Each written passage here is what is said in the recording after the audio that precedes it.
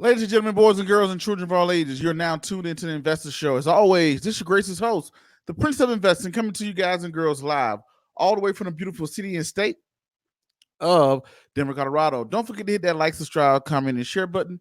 And as always, I don't have a lot of time, and I definitely know you guys and girls don't have a lot of time, so we're going to jump straight into it. As you guys and girls can see, I'm only live on my YouTube channel right now.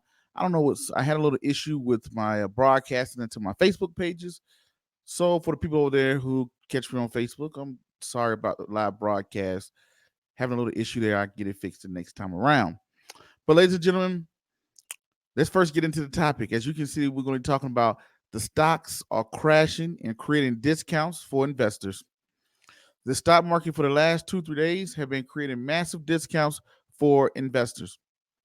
On today's episode, I'm first going to, in the beginning, I'm going to sound like a little reverend a little bit. And what I mean by sounding like a reverend, I'm going to sound like someone who's going to be a sounding board. I want to talk about investor sentiment, which is very important. I'm also going to talk about investors' sentiment, what people are doing right now, and to kind of give you that sounding board of finances and what you're going through today. Pretty much being the voice that I always wish I had when I started out investing, right? So the thing about it, ladies and gentlemen, people are wondering right now. You turning your I don't even like looking at my portfolio. You open up your portfolio or portfolios or whatnot, and you're cringing. You're like, whoa, wow, I was doing so well. I had Tesla, I had Apple, I had Amazon, I got Facebook, I got tech stocks, pretty much stocks across the board. So, ladies and gentlemen, let's first talk about how do you know when there's a discount on the market. And you guys and girls, thanks for checking in live. Let me catch some of you guys and girls saying. But the first topic we're going to get into how to spot a discount on the market. But let's first go through these comments. Miss Ruby, how you doing? We got Miss Ruby from Memphis, Tennessee. How you doing, Ruby? Thank you for tuning in. Dervin Smith, hello from Honolulu, Hawaii. Dervin, what's going on? Glad to see you in.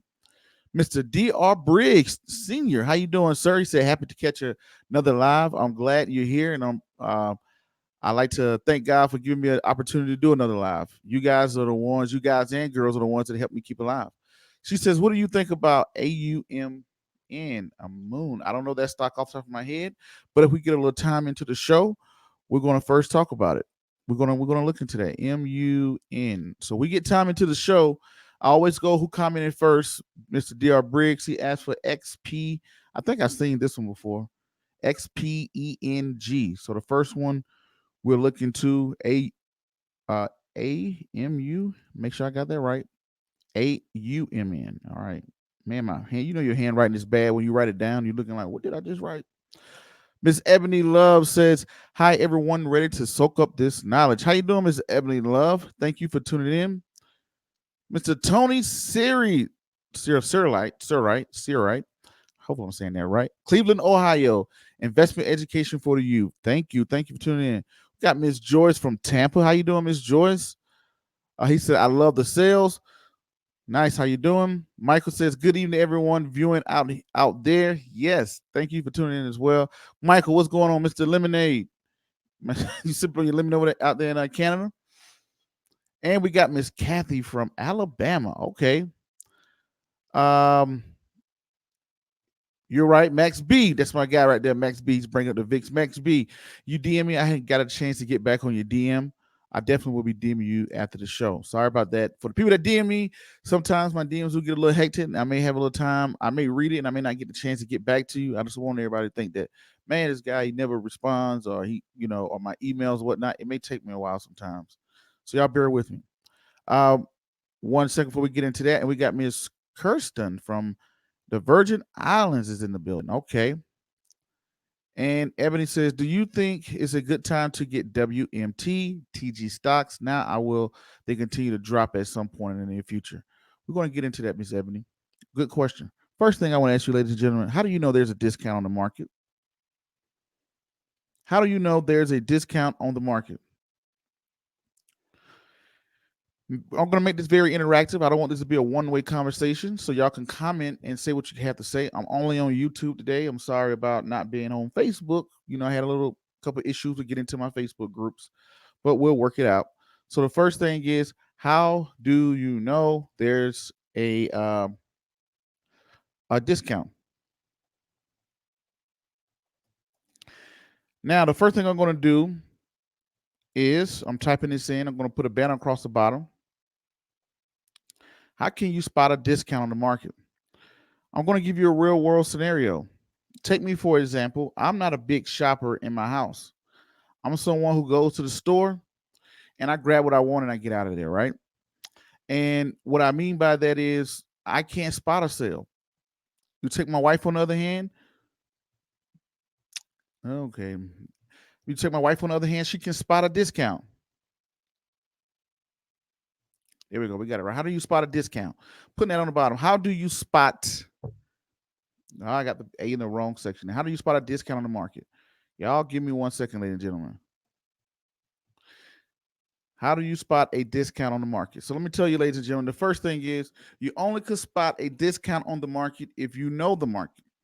Prince, what do you mean? If I decide I want a gallon of milk right now, I will drive down to Walmart or whatever the case may be, uh, uh, Trader Joe's, or if you go to Whole Foods, or if you go to a Sprouts, whatever, King's Supers, Ralph's. If you're on the West Coast, I think they got a store with Vons on the West Coast. So you go down to your local grocery store and it says, I go in, I grab the milk, and it says the milk is $3, right? The only thing I can compare the milk price off of, I look right next to it. I'm like, well, this milk is $3. This other milk is $4. This other milk is $5. This other milk is $2. So if I see a milk for $2, $3, $4, $5, I immediately say, well, what's the difference between the prices?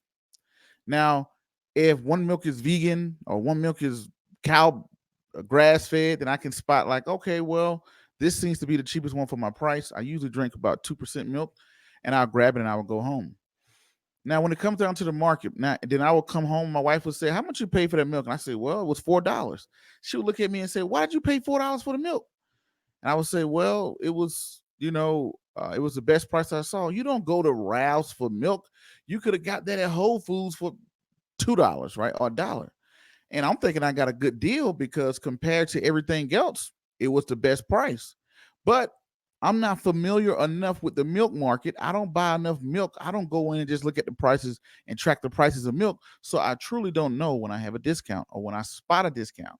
So most people, if you're a casual investor, it's very hard to spot a discount because you don't see the market every day for the most part. You always tell people create a wish list, put your favorite stocks on your wish list. So the whole idea behind that is the only way you can spot a discount is to really kind of follow the market. Now, here's the first indicator of knowing there's a discount on the market. Number one, when all the major indexes are down, Dow Jones is down, S&P 500 is down, NASDAQ is down. Those are the three major indexes that we track here in the United States. All the markets are down. That's a clear indicator. You're going to say, well, what happened to make the whole market go down? Then I look at the stocks inside the market. When I see red across the board, we've seen red across the board on Monday. We've seen red across the board on Friday. We've seen red across the board on Thursday. And if you're catching this, hit the like, subscribe button, share this with your friends and things like that.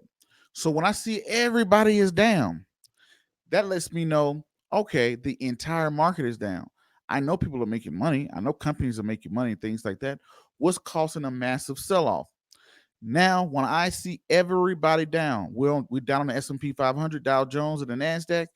Now, my discount hat starts to go on because I start to think, well, if the whole market is down, why is everybody down at the exact same time?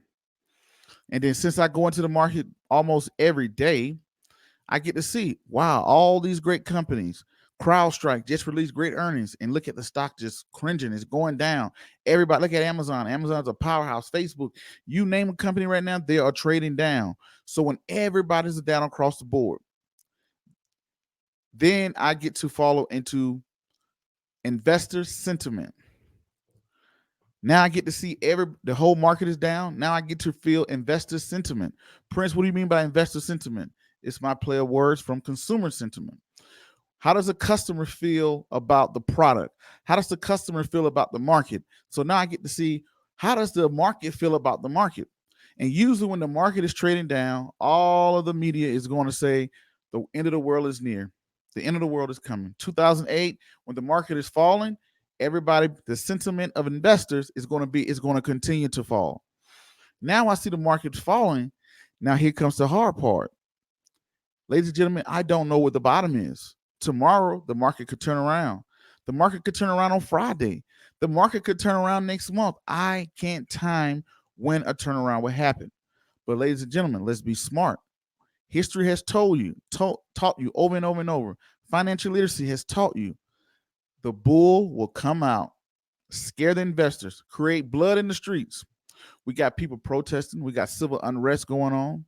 You got a presidential election coming up in the middle of a pandemic. So you have many reasons to scare investors. Let's go back to the most successful investor of all time. What does Warren Buffett say? Buy when others are fearful. Be greedy when others are fearful. Right now, there's a lot of fear. We got a pandemic. We got an election. We got civil unrest. Every week, there's a new cop shooting. There's a new riot going on across the globe. We don't know what's going to happen with the pandemic. Kids are not going to school. Kids are doing virtual. Companies don't. Some companies are folding left and right. I went to go pick up my clothes from the dry cleaners, and the owner of the dry cleaners told me, said, Prince, I appreciate you as a customer, but I may not be here next month. So when I see everybody is down, the whole market is down, and then I open up my when I open up, I read all the media outlets. I read Yahoo Finance. I read CNBC. I read Market Watch. I read Bloomberg, and all of the sentiment of the market is stocks are crashing. End of the world is near. End of the world is near.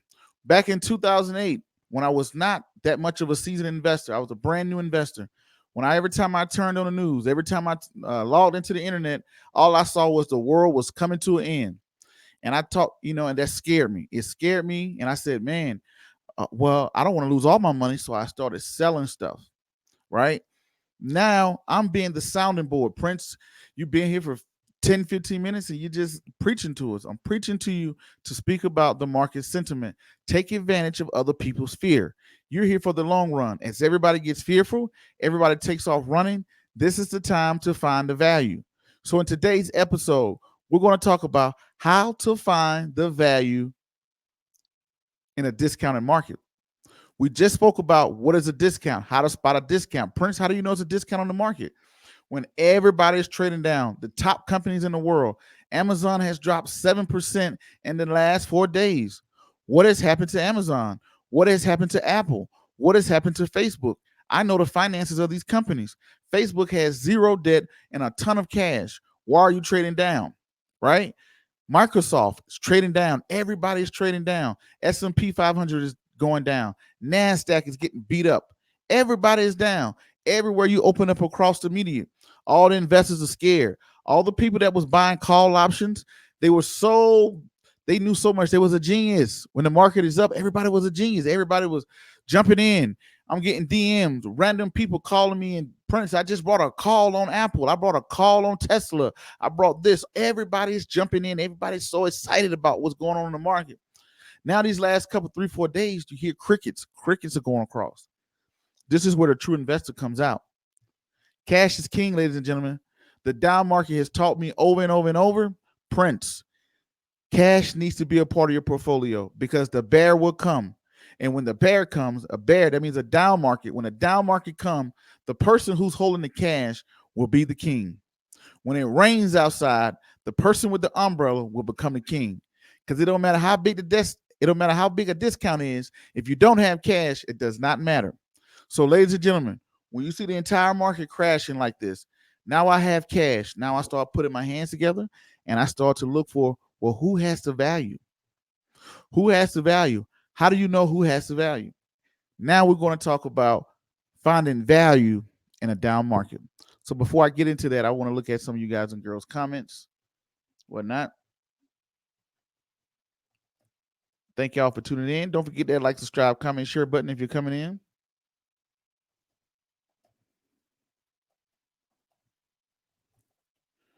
All right. So right now, as everybody gets scared, everybody's like, oh my God, or whatnot. I'm going to tell you the truth. We're going to talk about how to find value in a down market. Let's take a look, ladies and gentlemen. Here we go.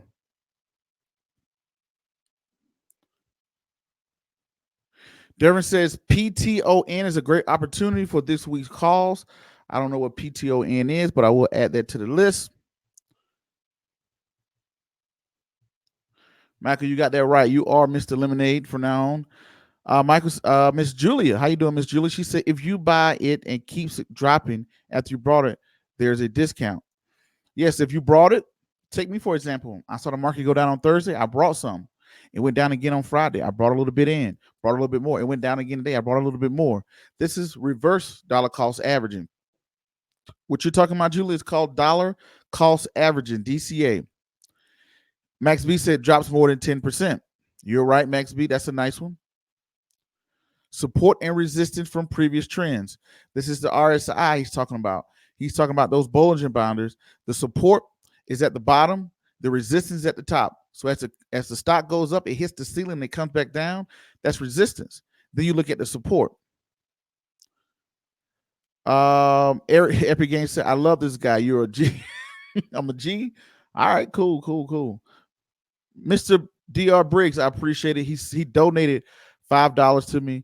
But I wanted to say, Mr. Briggs, I really appreciate you, love content. Well, since he donated $5, ladies and gentlemen, I got to shoot to his comment first. He's asking the question, thoughts about XPN Motors. They're supposed to be a Chinese competition for Tesla. Thanks for what you do. You are a hidden gem. Thank you, definitely. I definitely appreciate it. So I'm gonna have to get to his first since he donated $5. I will have to do this. I normally don't do this. And Mr. Briggs, here on the show, I always tell people, do not donate to me, support me. And what I mean by do not donate to me, support me, the idea is I tell people I've written 3 children's books. Wesley, you know, children's financial literacy books. I wrote one on investing, credit, insurance, and they're good for kids. I'd rather people support that and also grab you in the Investor Show mug. This is the best way to read financial reports. You read financial reports so much better. And everything you put in it tastes better. And you read financial reports so much better. I know some of y'all have gotten them, but I'm just joking, ladies and gentlemen. Please don't sue me. But the whole idea is, Mr. Briggs, I'm going to look into that, but I always tell people to support me versus donate to me. But I definitely appreciate it. Here we go. If I see stocks market down for 2 days and it drops $10 or $20, I buy only stocks I like. Yes. All right.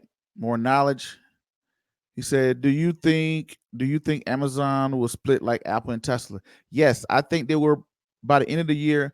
I would predict Amazon will split by the end of the year. I would not be surprised if I was a betting man. I would bet they will split by the end of the year. Are stocks inflated now? How can you tell stocks are inflated? Look at the earnings. Earnings, ladies and gentlemen. The earnings dictates the future.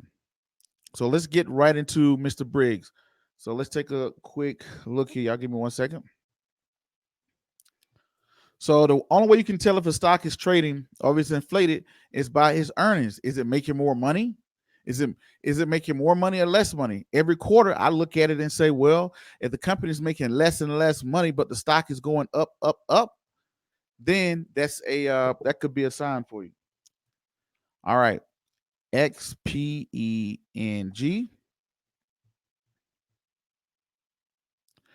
This stock is trading for $19.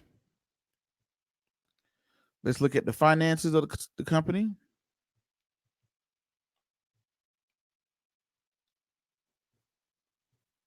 Okay.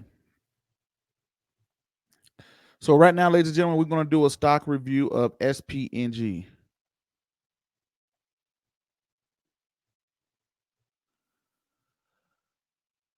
Here we go. All right. Let me pull it up here. So right now I'm pulling up. We're going to do a little review on XPNG for Mr. Briggs.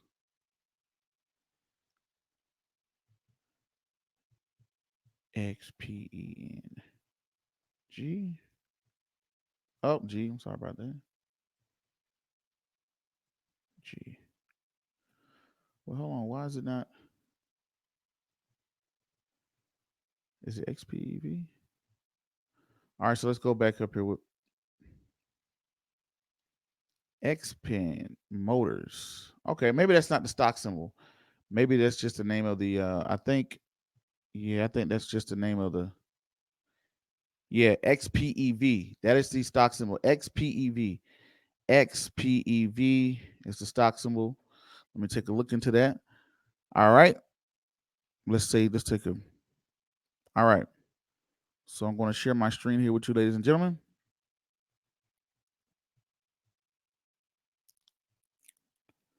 All right, here we go. Here, let me take this off of the screen here. So, ladies and gentlemen, this is XPNG. It's a China-based company engaged in design, development, production of smart electronic cars. The company's primary products are sports utility vehicles named G3 Type 4 doors. So they're a rival for Tesla. This is their website.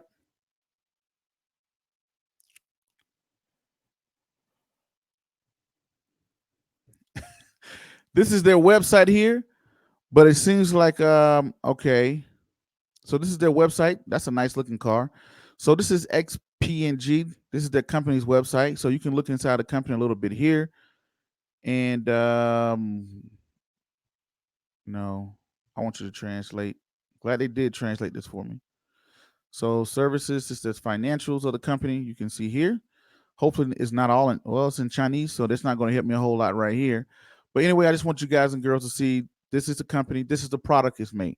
So the first thing I look at, what product do you make? Now the next thing I want to look at XPNG. We'll make sure what you guys and girls are seeing. Next thing we're going to look at with XPNG is, all right, they're unprofitable. So one strike here, it's an unprofitable company.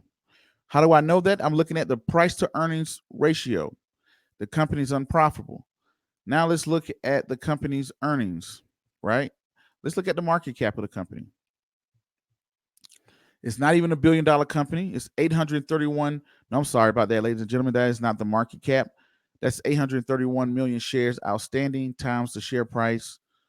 That's about how many billion it is? Let's take a look right here. So the market cap is shares outstanding 831 million times 19. That's going to give me the market cap. So it's about roughly about 18 million, around there, 15, 18 million. Why does the size of the company matter? The bigger the company is, the bigger the company. I'm sorry, right? They got it. Does it have it right here? 14 billion. I'm sorry. I didn't see it right here, ladies and gentlemen. Its market cap is 14 billion. Why does market cap? Why do I pay attention to market cap? The bigger the company, it gives it a competitive advantage by how big you are. So looking at the market capitalization, that can tell me how big this company is. So it's about 14 billion, right? So let's look at its competitors. Automotive, it's in the automotive and auto parts, right? So let's take a look there. So, all right. So the industry average is 2,000 in market cap. That's pretty low. So let's go ahead and look at view all these companies.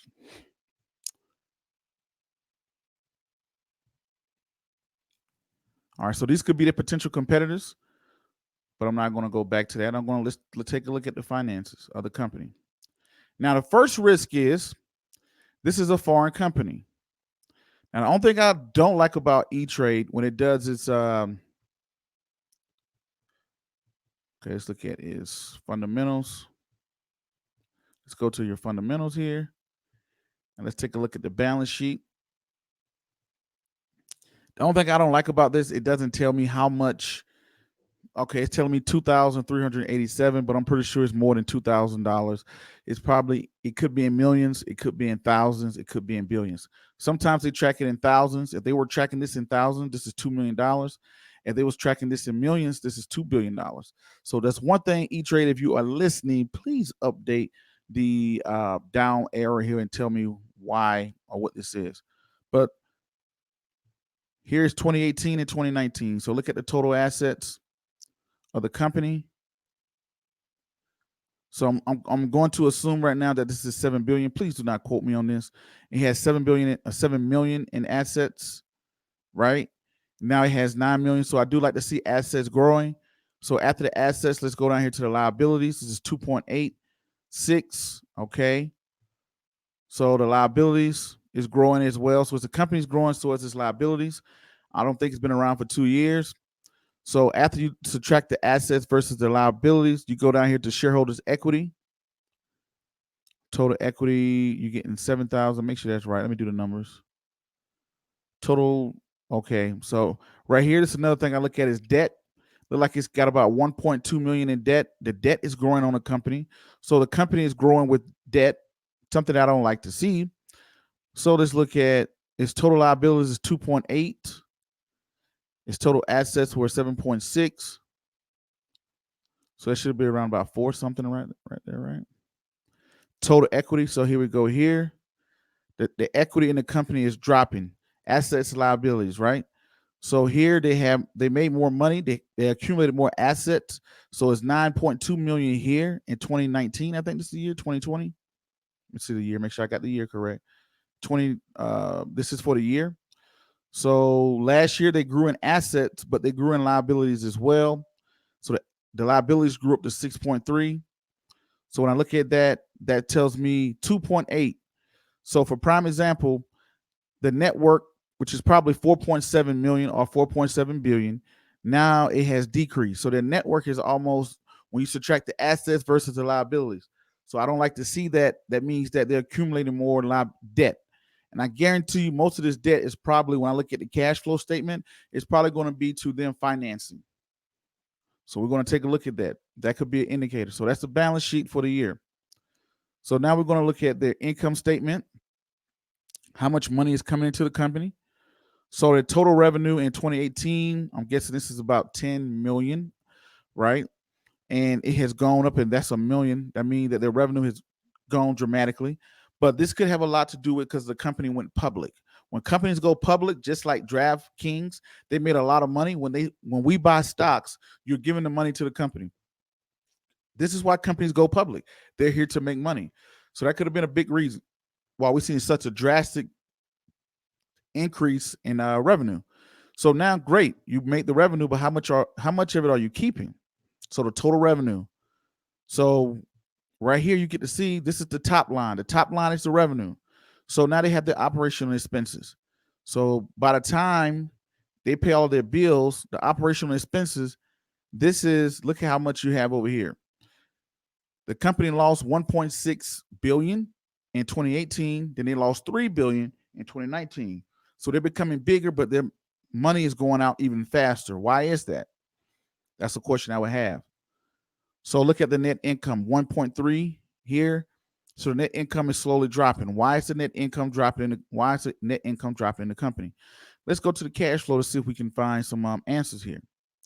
So right here, this is the net income. This is the top line. How much money the company has after it's done.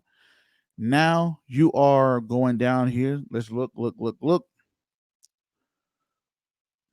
Right? Here we go.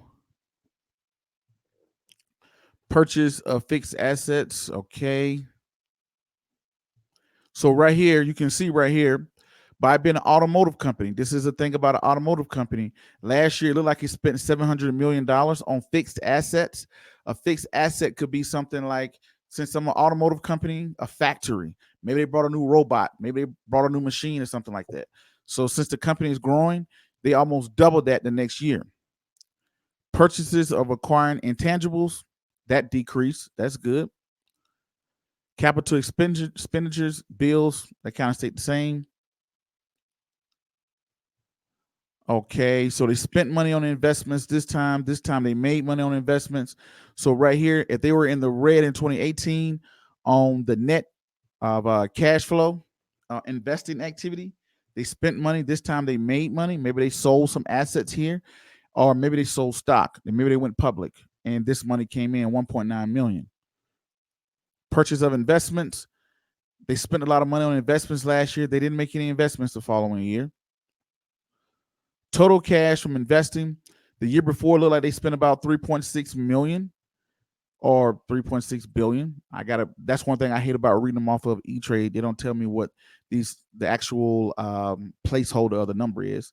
But this year they made money from investing. It could have been because the company went public, as I stated earlier. So this is an investing activity. In the cash flow statement, this is an investing activity.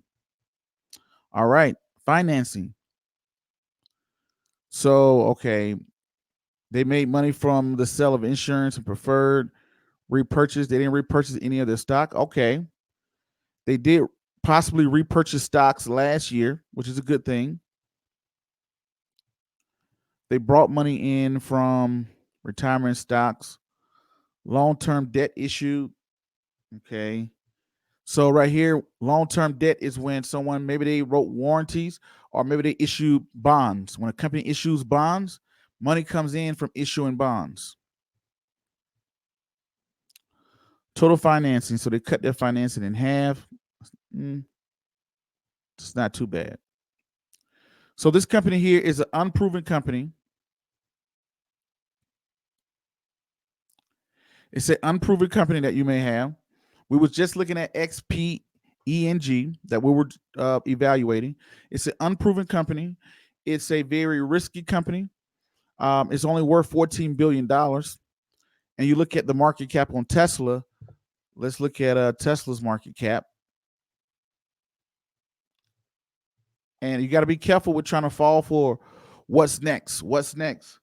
So many people trying to catch the rebound stock that they forget about the stock that's actually winning.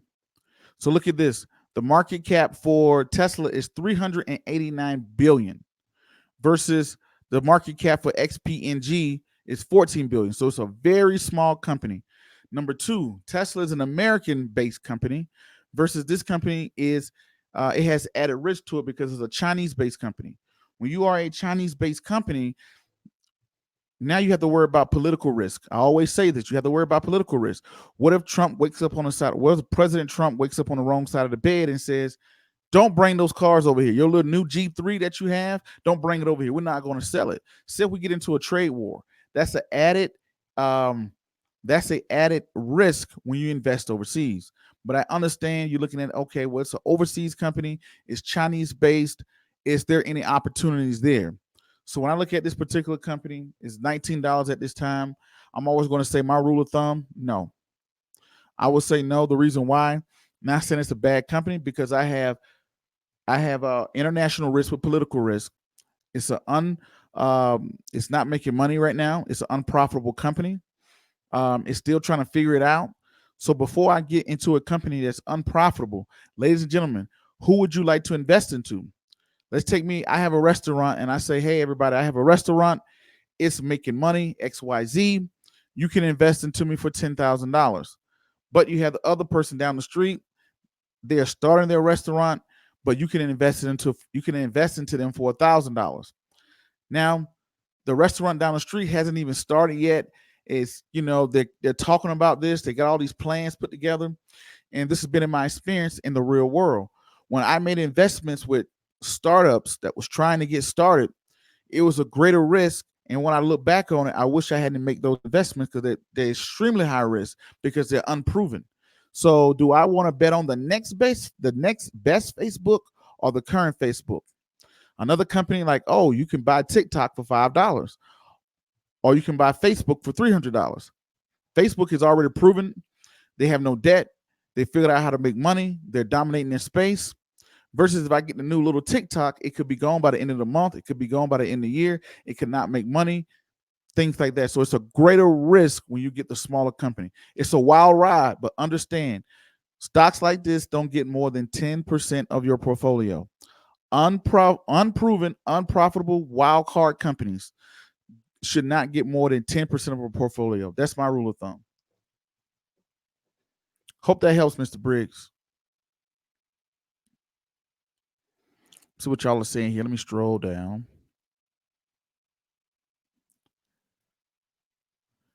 Fundamentals of technical. I want to show you guys. I want you guys and girls to understand this. I want you, and you know what? This is prime example. I put this on my Instagram the other day, and hopefully this helped you guys and girls out so you can understand something. Momentum versus financial.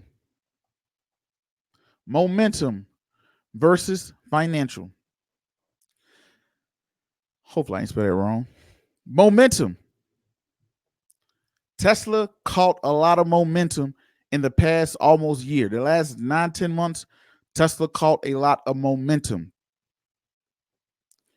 Apple It's financial. It's the largest company in the world right now. $2 trillion market cap. The first company to reach $2 trillion. Not so much now since the stock has been traded down. Yes, ladies and gentlemen, the momentum stock is Tesla. Its momentum strong stock is Tesla. The financial strong stock is Apple, right? When you look at Tesla and Apple, both of them took off running. Both of them have a great run so far. Now they're having a pullback. It's what I kind of predicted. I figured that they're going to run strong all the way until the split. They was going to split.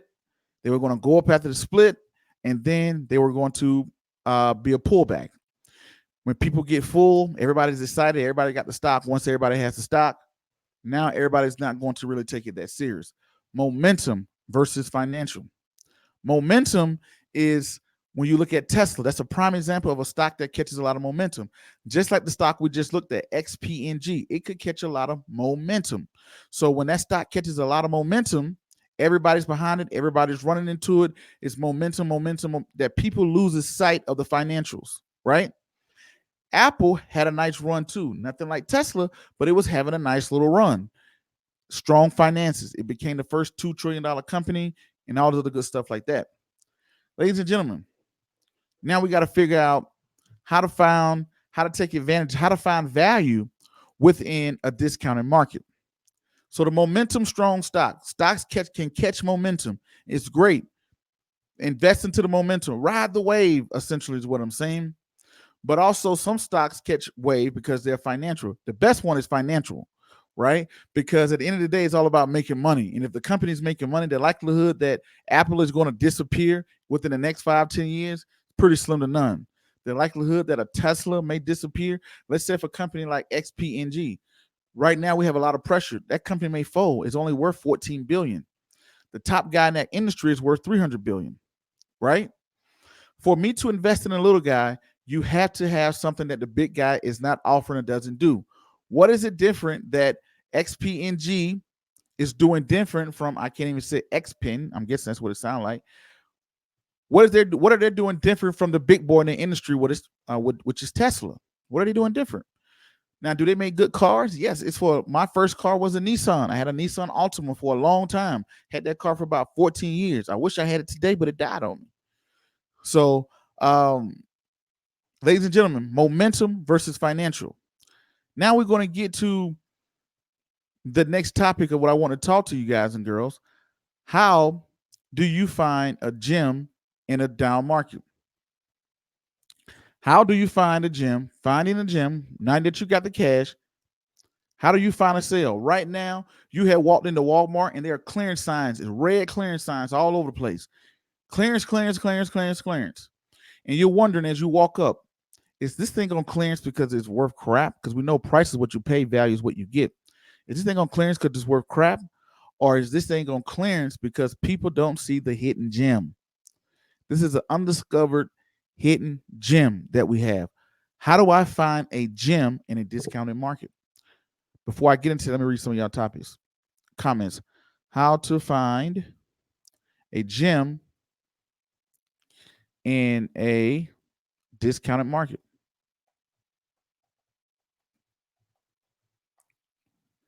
How to find a gem in a discounted market. You know what I mean? So here we go. So before we get into that, let me see what y'all saying in the comments. Somebody asked the question, are stocks inflated?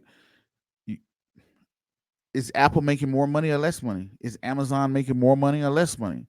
So I don't look at, the price is high. Amazon is $3,000, man. That thing is overinflated. But when they release their earnings and they're saying, yes, we just made $10 billion, which is more than we've ever made, then no. Pylon, PTON, okay? PTON. Write that down if we have time to get to it today. Fundamentals or technicals? Fundamentals, Mr. Tony Sirlight says fundamentals or technical. Fundamentals tell me what to buy. When I see a strong fundamental company, if somebody came to me and they say, hey, I'm just going to be honest with you guys and girls. I had a buddy, an organization, they released a beer. They released a version of a beer, right? And every time you buy that beer, it makes money for the company, right? So when you buy that beer, I look at it and say, wow, this company has this guy that I know, he has a beer. I can invest in him. Versus somebody may call me and say, Prince, I'm looking to start my own beer, right? Who do I want to take the risk on? The guy who's trying to start his own beer, or the person that already has the beer established? Maybe they're trying to grow it in some type of way or whatnot. If I invest into the guy who is trying to start the beer, he's a higher risk. It's probably going to cost me less, but in order for it to cost me less, he's going to be a higher risk versus I can get the guy who's already established because I can look at his numbers. I can say, oh, he's making this much money. He's already in one store. Maybe he's in 2 stores, 3 stores. What's his plan on growing? I can see it. I can taste the product. I know they can deliver the product because this company over here, that new company may never get off the ground. But this one here has shown they know how to execute. Now it's ability, can they grow it? How can I grow this brand? What is their plan to grow this brand that I can probably make money? I can look at their profit margin. They say it costs me $5 to make a beer and I sell it for $15. That's a nice profit margin. Is their profit margin shrinking? Can they take it up higher? You know, whatever the case may be. All right. PTON has an ER earnings release on September 10th, planned just for the run-up. Okay. All right. All right, Derwin. I do that too. A smarter one to play, Derwin. What about Amazon? They're going to release their earnings in October. Apple is going to release a new iPhone 12 is going to come out this year, and I'm going to get it. Not because I'm into phones. It's because I need a new phone. I usually get every 2 phones. I'm an Apple person. Every 2 phones I get. My last phone is the 10. I don't get the 11. Usually by the time the 12 come out, I've had the previous phone for about 2 years, and it's probably been through hell and back, knowing the way I create Now, we know when Amazon get ready to release its earnings, Amazon is going to run up. We know that. When it gets closer, options swell up during earnings. So right now, when nobody's talking about Amazon, nobody's thinking about it, the market is just going down, down, down, down, down, down. Now it's the time to say, maybe I want to play earnings because calls are becoming cheaper and cheaper and cheaper, and the volatility is too high, but calls are becoming cheaper and cheaper and cheaper. Now it's the time to be looking at Amazon a month later. And as soon as everybody get excited about Amazon and like, oh, let's see what Amazon's going to do, that's when you leave. Or you could start playing the Christmas for Amazon. That's going to be another topic. Because stocks usually run up leading up to the earnings. He said, I saw that stock and had the same course and more knowledge. So I guess he had the same thing as Mr. Dr. Briggs. Mr. Briggs, I hope that helped you out. He said, will do. You have my support. I appreciate that, Mr. Briggs. George said, yes, I love my investor mug. I feel smarter. See, exactly. See, you get your investor show mug. When you read those financial reports, you're going to read those financial reports like a gem. And when your buddy come to you or your friend or your girlfriend, your homeboy, whatever situation you're in, they come to you and they start to talk about stocks. You're going to start talking to them about their top line and the bottom line revenue. Well, the top line revenue has been increasing the last couple of quarters. The revenue hasn't been doing this. And you start to talk about if they're profitable or unprofitable, and you're going to make your investor buddy's head spin. Right? Mr. Theodore Brown said, glad I found your channel. Keep it up. Thank you. Thank you. I really appreciate that. You're right. He wrote here. I'm pretty sure. Let's late on this. The symbol is XPEV. Sorry about that. XPV versus NIO. That's a good one. I have to compare them. That's a great one, Tony Sirlight. XPV is unproven. NIO is supposed to be the new Tesla. So now you can compare XPV versus NIO finances, and you can make a prediction for the future. That's a good one. XPEV, we're going to look at the competitors. We might do that on another episode, but that's a good way to look at it. I compare you. Great question, Tony. Yeah, you're right, Dervin. More now says they're unprofitable. Yes, they're both unprofitable. That's a mid-cap company, which is good, but unprofitable. Yes. Tesla's number one, have a little NIO. We're going to look at that. More knowledge says big political risk. Every time they start talking about a tariff, if you know what a tariff is when you start to tax imports. Every time they start to talk about a tariff, what's going to happen to the price of all those Chinese companies? They're going to drop. A tariff is saying, hey, if you want to bring your car over here, we're going to put a 20% increase on the price of your car. So let's say if you have this pen is made in China, and the president could come out and say, I'm issuing a tariff on all of the pens that's coming out of China, a 10% tariff increase. That means that every pen that comes from China increases by 10%.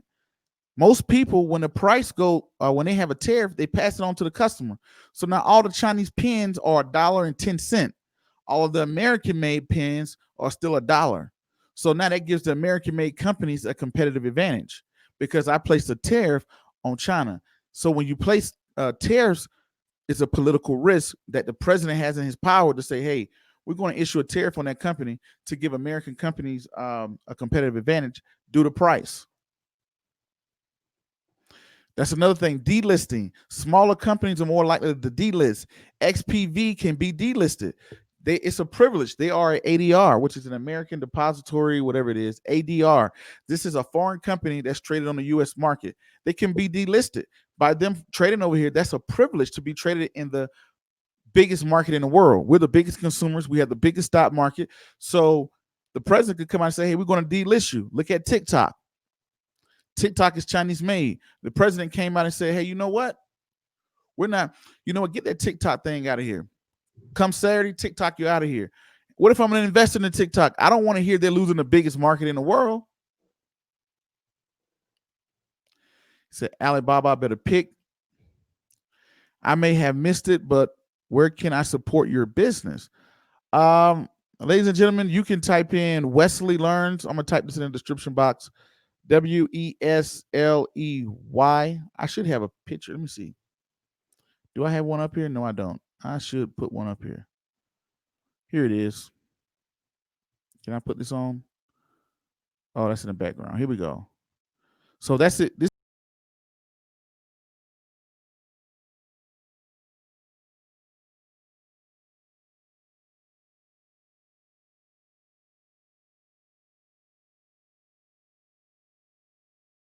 of us learning about investing, credit, insurance, and things like that. So it's a great product for you to you can get them on audiobooks. You can get audiobooks, the paperback, the ebooks, things like that. They're available across the globe. The last one features NFL Hall of Famer Terrell Davis, and also they all have been stamped by Mr. Warren Buffett himself. So shouts out to Berkshire Hathaway and Warren Buffett. So he has check them out. They're available across the globe, across the world. You can support me that way. So I always tell people, don't donate to me, support me. All right. So definitely appreciate you, Mr. Derwin, for asking how you can support or whatever, right? Or you can get your investor show mug and then invest like an genius, right? So, ladies and gentlemen, how do you find a gem in a discounted market? We know the market is at a discount. A lot of people are scared. They're biting their nails. People are becoming fearful. The smart investors, the people that tune in here, the Max B's, I know there's always in here. The Ruby, who's always in here. Julie, who's always in here. And the list goes on. Derwin, who's always in here. Names that I see all the time. And Max B, if you're still here, did you receive your book that was signed by Mr. Rodney Perry? I want to make sure you receive your book. Most of the time, I always give away books all the time. Comedian Rodney Perry was on live. He told me, I think he sent them out last week. Just let me know when you got it, because I'm always going to fall through with my word. But ladies and gentlemen, when you recognize you have a discounted market, everything is down, everything is going away. When you're looking at the whole market is down, now you got to ask yourself, how do I find a hidden gem?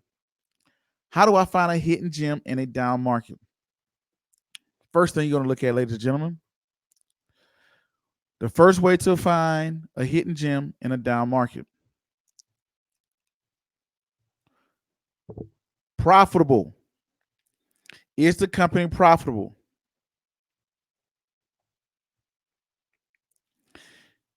Is the company profitable, ladies and gentlemen? Profit. As soon as I can spell it right.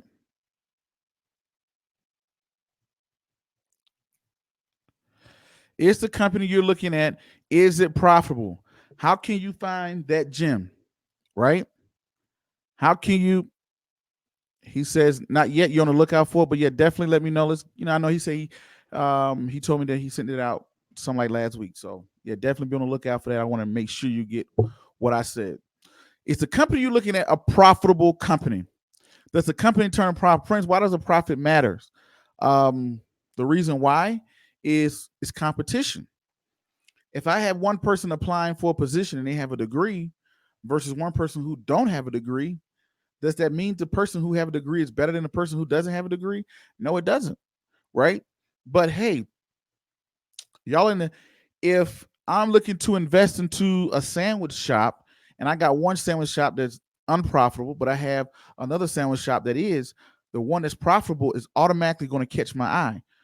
If y'all are right next to each other, why is this sandwich shop making money and this sandwich shop is not making money? Maybe it's the product, maybe it's the location, maybe it's the marketing, maybe they manage their money better. Why is this dry cleaner is making money and this dry cleaner is not making money? So now I'm looking at, I'm looking inside of your space. If you're in technology, if you're in e-commerce, who's the number one guy that's making money? Who is the number one person making money in the company? Everybody's talking about NIO, XPEV, all the stuff like that. Well, I'm going to start off at the top, which is Tesla. You're number one. You're worth almost $500 billion, and you're turning a profit, but these other guys are not. I'm automatically going to give you the top pedestal. So now you're the biggest guy in the space. You're making a profit, and you have been trading down for the last 3 or 4 days. So this big profitable company, why is it trading down? Profit. Do you make a profit? Are you profitable? Because when the crap hit the fan, Apple is going to be around. Apple has a ton of cash. It's making a lot of money. That means it can borrow money, everything like that. Uber, on the other hand, I don't know if you're going to make it, Uber. Apple, it'll be here in 5 or 10 years. Apple's going to be here in the next decade because it's just so big. Versus, or Amazon is going to be here because it's so big. So when I look at e-commerce and I look at Jeff Bezos and I look at Amazon, big profitable e-commerce company. The next thing is now Julie said, I'm up for the risk. I'm going to tip my toe in XPEV. Yes. Favor. I'm probably going to get this wrong. But the quote goes, I don't know, pretty much being bold. That's where the people who get the biggest blessings, being bold, taking that risk on that little small guy versus the big guy. Ladies and gentlemen, I'm going to tell you this. Before you're out here trying the little guys, make sure you have the fundamentals down first. What I'm saying by that, Prince, before you go out there gambling, make sure you got your bills paid. And I'm not saying that in a financial sense. I'm saying it this way. Take me, for example. I have to take some photos in 2 days, like Wednesday. I'm scheduled to take some photos, right? Now, am I going to go out there and take some headshots in a fancy suit? Probably not. First, it's just like, you know what? Let's do it. Let's make a simpler metaphor. As a young man, when you're buying your first suit, what color they always tell you to buy in your first suit? What color do they always tell you to buy in your first suit? They always tell you buy blue, buy black, buy the traditional colors first. Once you have the black first, because you can wear black to a funeral, you can wear black to an interview, black is classic and conservative. Once you have the black, or once you have that dark blue, now you can go get you a red suit or a green suit or Easter suit or whatever you want. Now you can be fancy. But in the beginning, make sure you get the fundamentals. When you play basketball or sport, before you start dribbling all over your head and behind your back and throwing it all up in the air and doing all this other stuff like that, they're going to say, well, first, you need to learn how to dribble the ball first. Make sure you got the basics. Make sure you got the big boys first. After that, once you got the fundamentals down, you know what? Let me tip my toe over here. Let me try a crossover. Let me try behind my back. Let me try a gray suit. Let me try a yellow shirt. But if I got a yellow shirt, you best believe I have a white shirt. If I have a gray suit, you best believe I probably got a black suit in my jacket in my closet. The reason why? Get the fundamentals first before you go off here trying to get that was a mistake I made as an investor. When I started out as investing, I became so intrigued by the world of investing. I saw the TV show Shark Tank. I was infatuated with the TV show Shark Tank. I want to be a judge on Shark Tank still to this day. And I love the whole concept of investing. So what I did was I went out, found new startups. People would call me with new startups, and I was starting off with these little startup, very risky companies. One of the dumbest things you can do. Why? Because those people that's on Shark Tank and those people, those venture capitalists that you see, they probably made their money somewhere else. Now this is their risky stuff. They go on Shark Tank and throw $20,000 over here, $50,000 over here, $100,000 because they can do that. This is not their bread and butter. This is just something extra, right? Take me for example. Yes, I'm an author. I do other things like that, but that's not my career yet. Does it make money? Yes, but it's not what it pays my bills, right?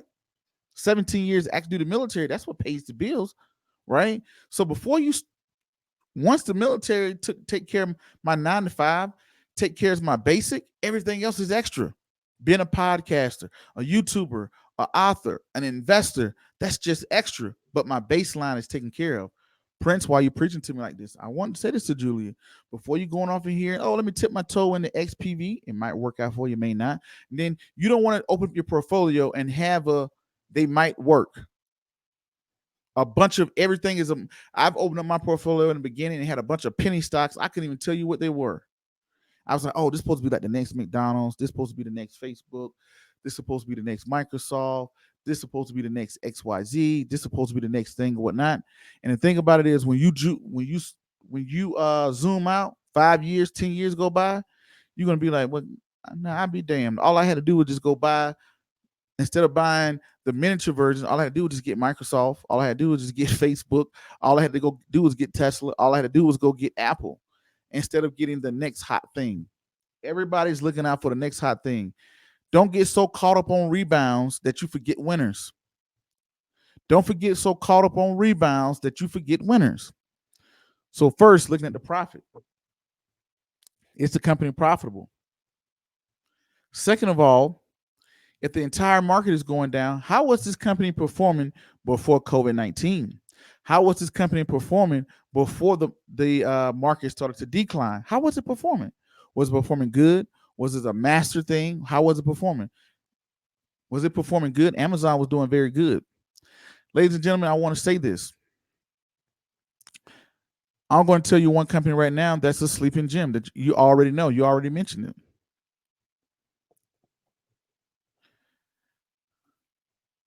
This company is built for COVID-19. Black Friday. As Black Friday come along this year, is everybody going to stand out of line and run into the store and pack out the stores like we traditionally do right after Thanksgiving? Probably not. Now, Cyber Monday is going to be more impactful. It was already controversial to have people working on Thanksgiving because of Black Friday. When people are running around with Black Friday, right? When everybody's wondering about, oh, what's going to be the hot sale? You know what you can do? You know what you can do? You can start to find gems in the market. Everybody knows the strongest season for Amazon historically is the fourth quarter. That is October, November, December.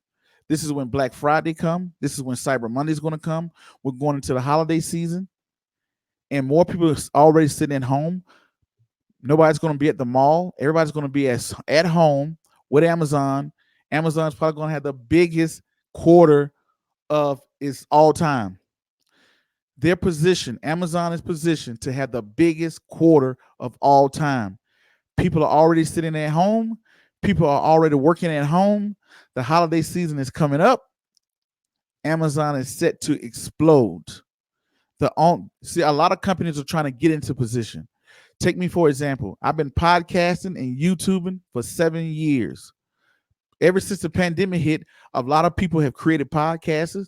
A lot of people have created YouTube channels, Facebooks, and Instagrams, and they're trying to get into the space. I'm already in the space.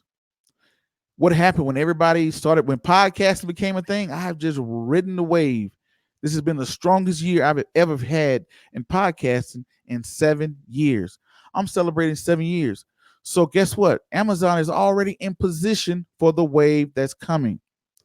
Everybody's going to be at home. Who's going to be out there running? Do you think I'm going to be outside running, trying to see if I can get a size 12 or a size 13? No, or if it's the what do they have? No, I can sit right here from the comfort of my home, log on to Amazon. Everybody is going to be big on Cyber Monday. Yes, Walmart will have a little time, Best Buy, but Amazon, I don't know if Amazon inventory can hold, if the deliveries can hold, but Amazon is in position to be the biggest winner. They're coming out in the fourth quarter. Last year, we didn't have a pandemic. Amazon, the fourth quarter is the strongest quarter for Amazon. I may look it up here in a little bit. I'm going to show you guys and girl. The fourth quarter, traditionally ever since 2017, that's as far as I can look back. But the fourth quarter is the biggest quarter for retail. Who is the biggest retailer? Amazon. Who is the biggest online retailer? Amazon. Coming up on the biggest spending year, the biggest spending quarter, where people are not going to go outside as much. Who do you think is poised to make a crap ton of money? Amazon. Amazon has been trading down for the last 7 days. Yes, it's expensive. Amazon is trading down. It's the number one e-commerce. It's the number one it's the number one retail company. It's trading down. It has dropped 7% in the last 7 days, right? What does that do? What does that mean? In a discounted market, this could be a great thing, right? A profitable company. I don't have to try to find the next Tesla. I don't have to try to find who's the next hot e-commerce. I don't have to figure that out. I can go with the proven number one retailer, the number one online retailer. And guess what everybody's going to be doing this year? Everybody's going to be buying from their laptops and phones. That's what majority of the people are going to go. And who's the biggest, baddest one on the block? Amazon. That's how you find a gem in a discounted market. Y'all give me 1 second. I need to get my power cord because I just got the thing that this thing is about to go out in a second. So y'all give me 1 second. Let me switch out my power cord and I'll be right back.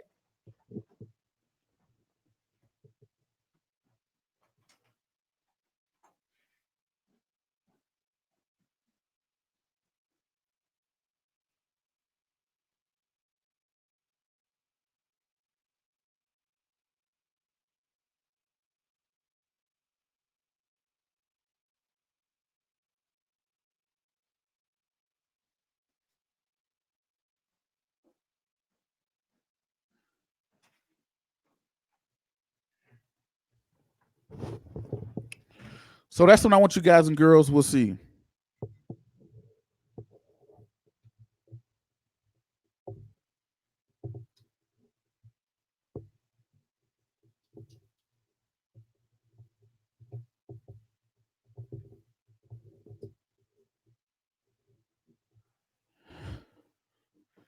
Let me tell y'all how bad Amazon is.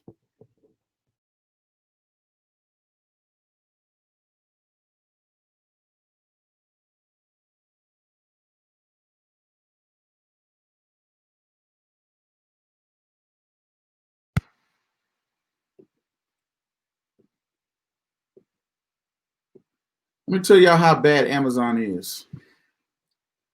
When your company can come out and say, in the midst of a pandemic, guys, listen, we're only selling the essentials.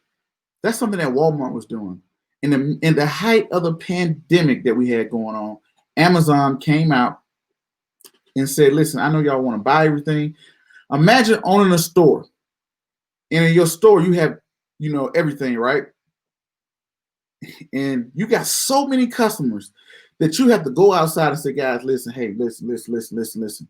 I know everybody wants everything, but we're only selling toilet paper right now. We're only going to sell essential items.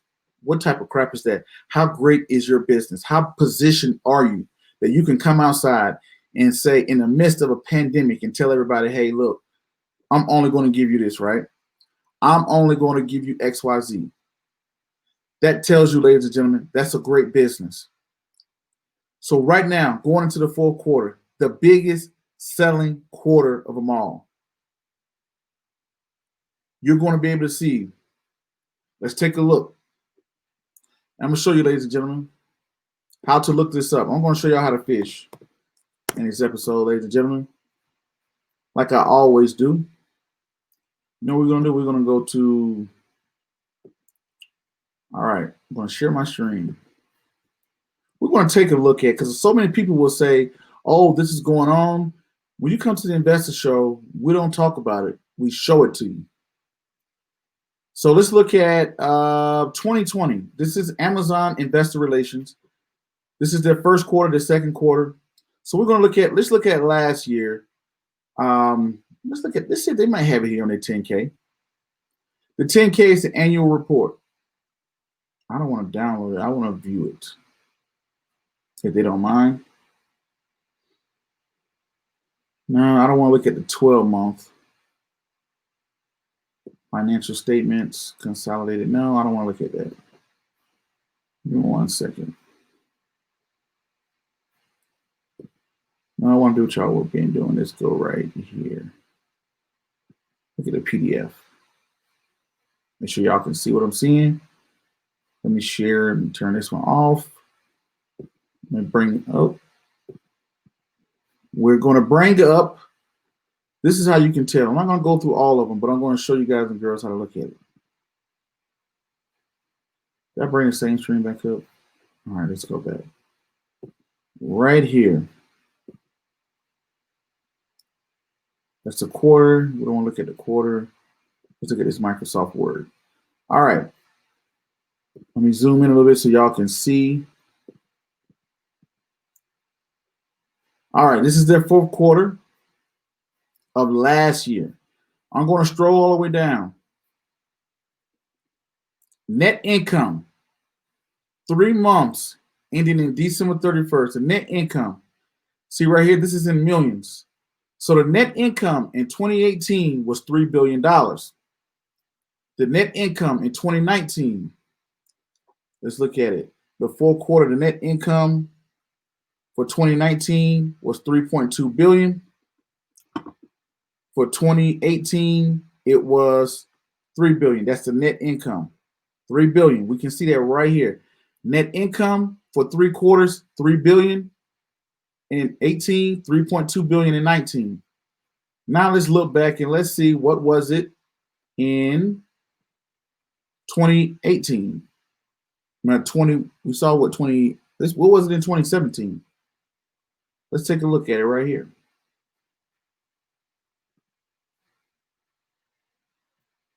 We're going to share the screen again. What were they income? Boom. In 2017. So here we go, ladies and gentlemen. Here we go. Let's scroll on down here to the numbers. That's all I like to pay attention to. Let's roll that beautiful bean footage. This is the cash flow statement. I can see it off the cash flow statement. You can see it off the cash flow statement too. Here goes the net income. Hold on. No, that's the cash. Let's go. Where are we at? Where's the balance sheet? Where's the income statement? It's probably below the cash flow, huh? Okay. Operating income,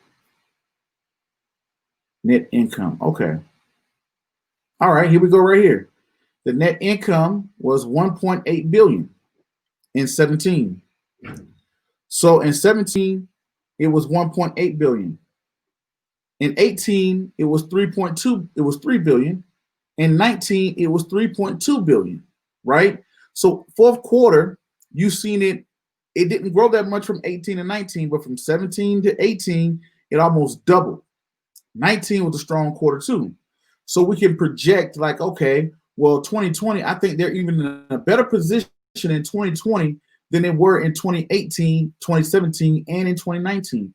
I think they're in a better position due to the current state of what we have going on. They're in a better position now than they were back then. So now let's take a look, right? Here we go.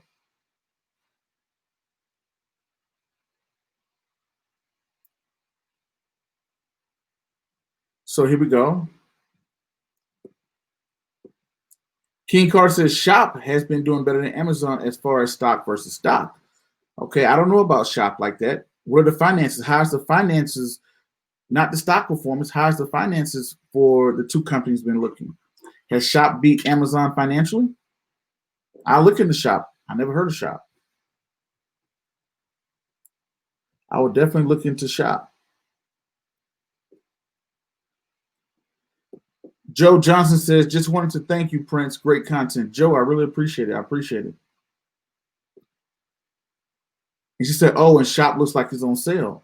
I'll take a look at Shop as well. He said, yeah, I had $9.95 call on Shop. I sold it when it was up before the big sell-off. Nice. Great way to escape. I didn't sell my Apple calls. My Apple calls don't expire until next summer. But yes, I was up big time before the sell-off. Now I'm up a little bit. But I keep it because I have until next summer. But we'll see how that goes. So right here, now you got to look at it. We can see in the fourth quarter. So let's take a look at last year. What was in the third quarter? How did they perform? What was the net earnings in the third quarter of 2019? Let's take a look. This is the cash flow statement here. No, this cash flow. All right.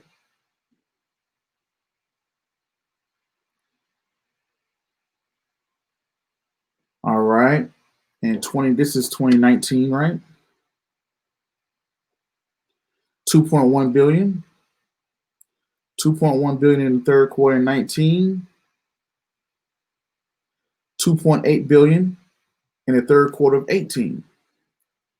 Now let's take a look at the net income. And the reason why I'm focusing on net income, because that tells me after the money has been spent and deviated, how did it look? So I'm going through the financial statements. How was it in the second quarter? The second quarter net income, 2.5 for 18 and 2.6 for 19, 2.16.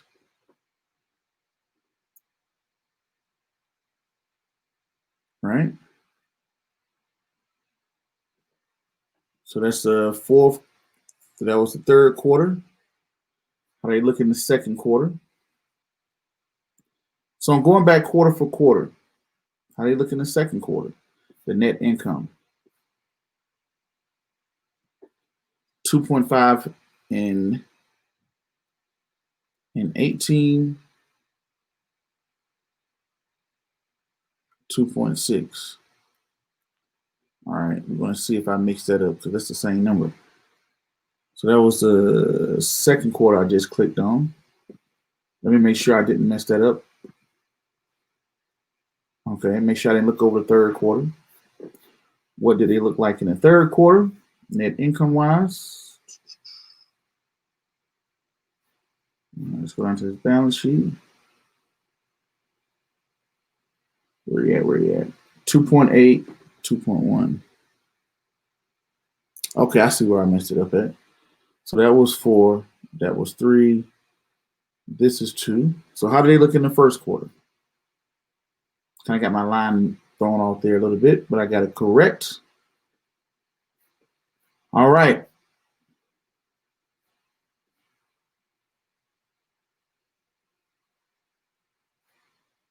$18 and $19.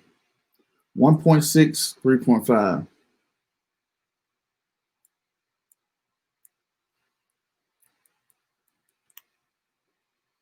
All right. So you can see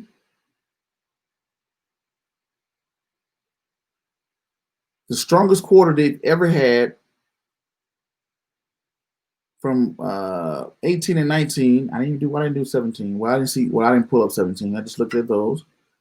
So the strongest quarter that I've seen them have net income wise has been the first quarter of 2019. And we know the first quarter usually encompasses, if I'm using that word correctly, it brings in part of the fourth quarter, right? Coming off of the sale. Some people, you're looking at sale time, the holiday season starts in like November, December, and about January time frame. So that's the strongest quarter, right? But historically, we can see the strongest quarter usually comes in the fourth quarter. The fourth quarter is the quarter where you look at certain things, right? Net income wise. But I look into Shop. I never heard of Shop.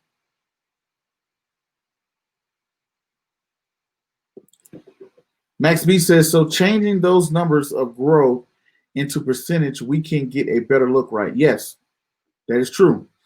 When you look at, hey, you had a 5% year-to-year growth, 5% year-to-year, whatever the case may be. Because when you look at numbers, like when I look at Shop and I look at Amazon, Amazon is probably have way bigger numbers than Shop. If I look and say Amazon made $3 billion, but Shop only made $1 million, that's not a good comparison.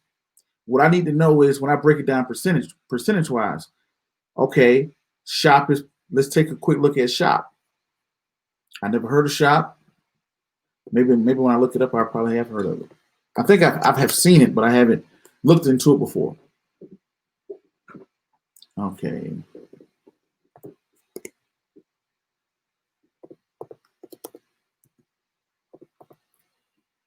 Shop stock is $973. Oh, it's not profitable. Shopify, that's what you're talking about. Okay, yeah, I know Shopify. Okay, of course. They're not profitable. Why is Shopify not profitable? So right here, ladies and gentlemen, Shopify is an unprofitable company that has been beating Amazon. Amazon has better finances. Shopify has better momentum.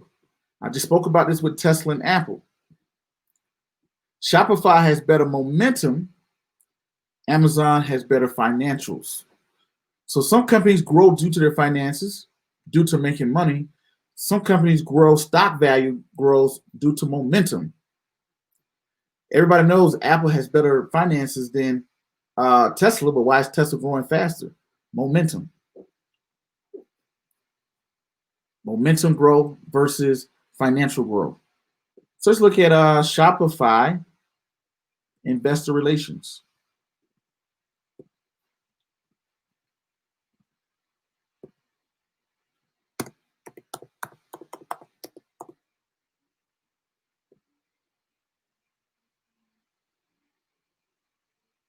Look at the financial reports here.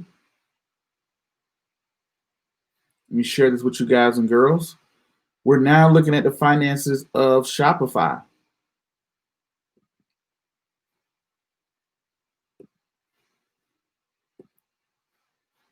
Shopify.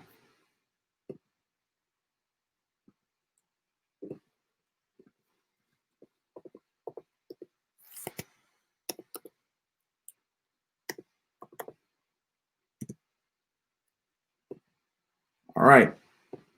So now we're looking at the financials of Shopify. Let's look at the annual report. Let's look at the annual report for last year on Shopify. Make sure y'all looking at the same thing I'm watching.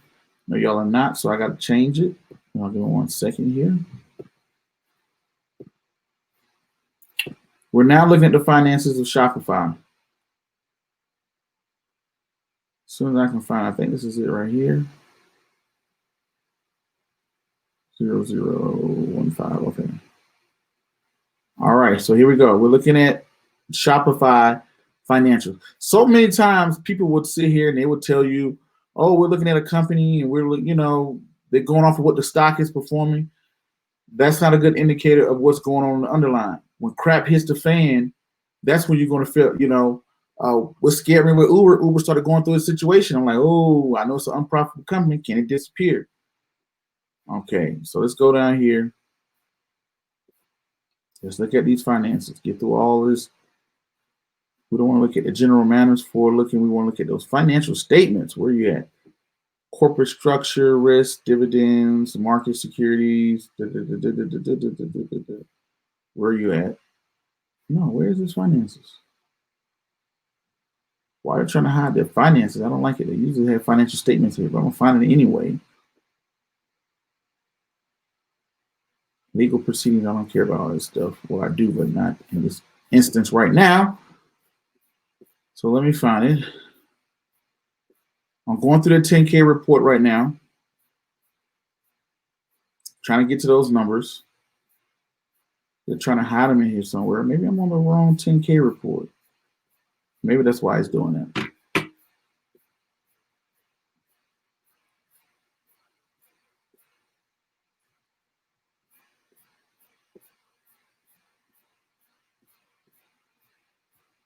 Okay.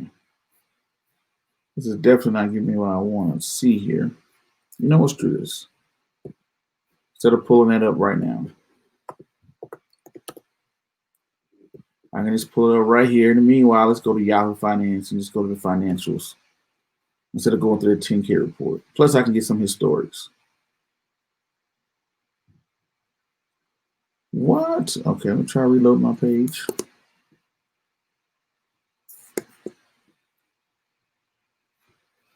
All right. Let me share here with you guys. Bring the screen up here. All righty, here we go. We're on Yahoo Finance. We're looking at the finances of Yahoo. We're looking at the finances of Shopify. So right here, I can go straight to the cash flow statement. And at this cash flow statement, it's going to tell me.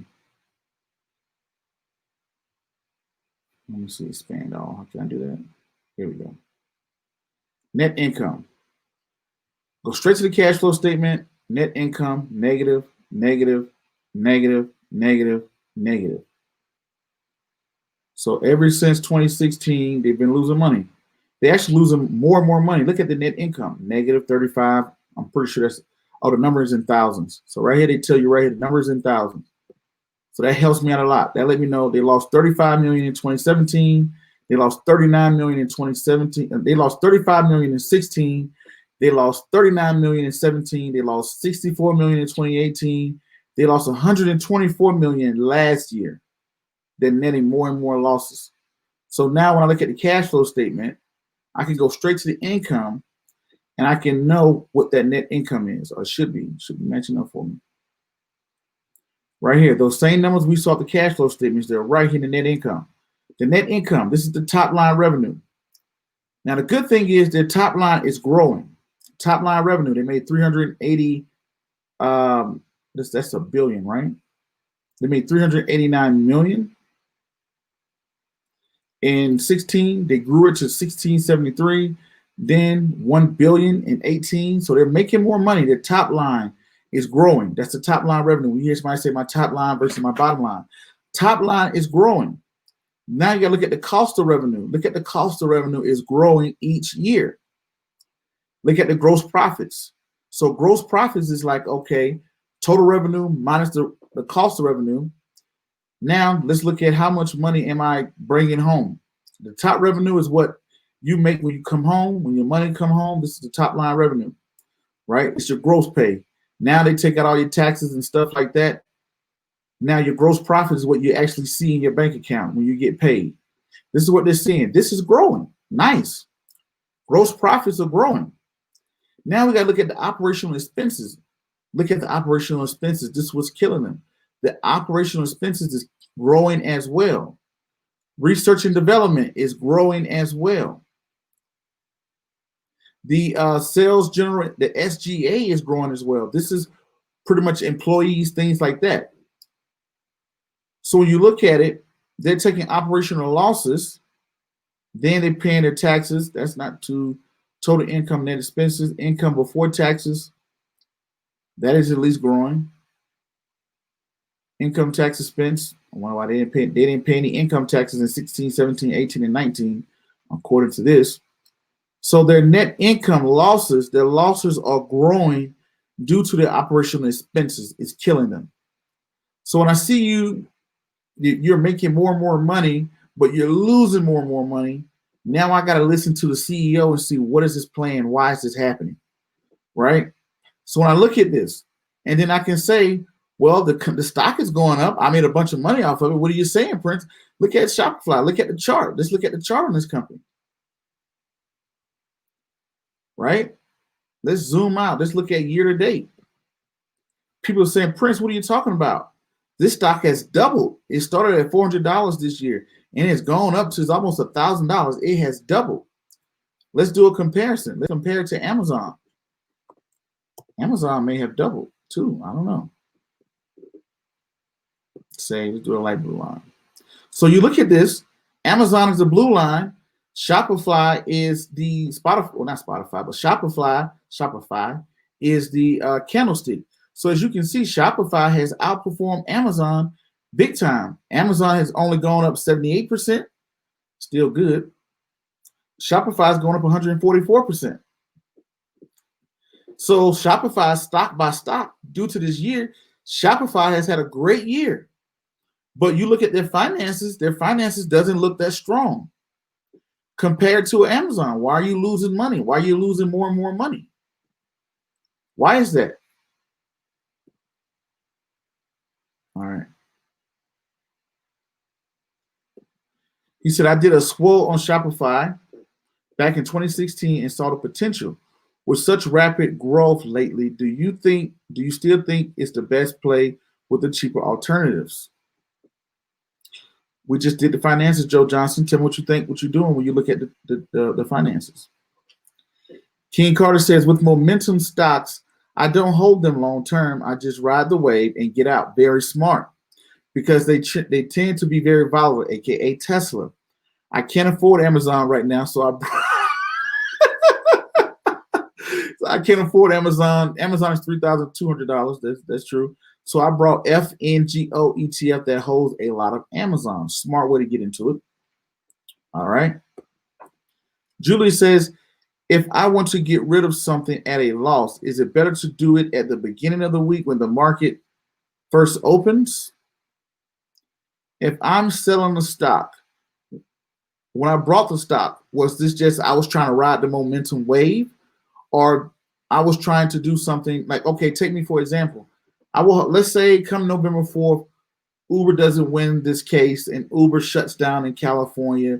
That could be a trigger for what now I'll be open to selling it because the storyline has changed, right? Now I only sell on an up day. Don't sell it on the bad news. I only sell it on an update.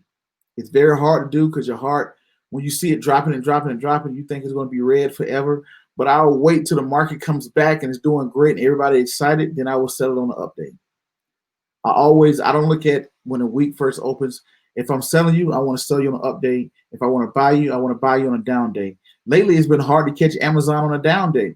But these last 3 days have been a great day to catch Amazon on down days. That's how I look at when I'm looking to move on. Mike said, great question. Well, ladies and gentlemen, this is going to conclude today's episode. I hope y'all got a lot out of it. Don't forget to hit that like, subscribe, comment, and share button.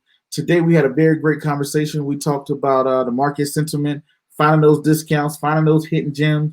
We read financial reports, something you probably would get nowhere else online because it took me years and years and years to learn how to find finances and where to look up finances. But I hope you guys grab your Investor Show cup and read the financial reports with me. And also for your kids and your nieces and your nephews, a great holiday present for them will be the Wesley Learn series, teaching kids about investing, credit, and insurance. So you're learning these things, but it's more important to give this to your kids. I can give all the money in the world to my son, but if I don't give him any knowledge, it's all worthless. So make sure you go out there and you want to support me. You don't have to donate to me. Just go out there and support those products. I will greatly appreciate that. All right. Michael said, I'm going to say this before you leave. Thank you for the show and sharing your knowledge yet again. Anytime, ladies and gentlemen, anytime. Joe Johnson said, thank you for the analyst, Prince. It's clear that Shop is in for a correction. Ladies and gentlemen, you won't get that nowhere. You won't get that nowhere. Now, let me tell you something I learned from Berkshire Hathaway. They told me, they said, Prince, always look at management. Always look at the people. Before you invest into somebody, look at that person. Are they a good husband? Are they a good father? Because you get so caught, man, Prince makes a lot of money that you forget I'm at home, not a good husband, not a good father. When a person's character is messed up, eventually the market will relate back to the finances. The market will lose the momentum and they will start to analyze the finances all the time. So sometimes you may be in a financial strong company. You're wondering, why aren't you getting that big leaps and bounds? But over time, everything will come back to finances. Joe said, I think I would rather have my money on Amazon, who is doing well, has financials that are consistent. Julia says, thank you so much. I really enjoyed this exchange. Make some money, y'all. Definitely. Good night to Mr. Lemonade. Yeah, Mr. Lemonade out there in what you call it? He's out there in Canada. Darren Smith just saw your learning series books on Amazon, getting them for my kids. Thank you for the great show. Darren Smith, I appreciate it. Thank you for supporting the book series. And I wish you guys and girls all the best in investing. Anyway, ladies and gentlemen, I got to get out of here. My name is Prince Dykes. This is the Investor Show.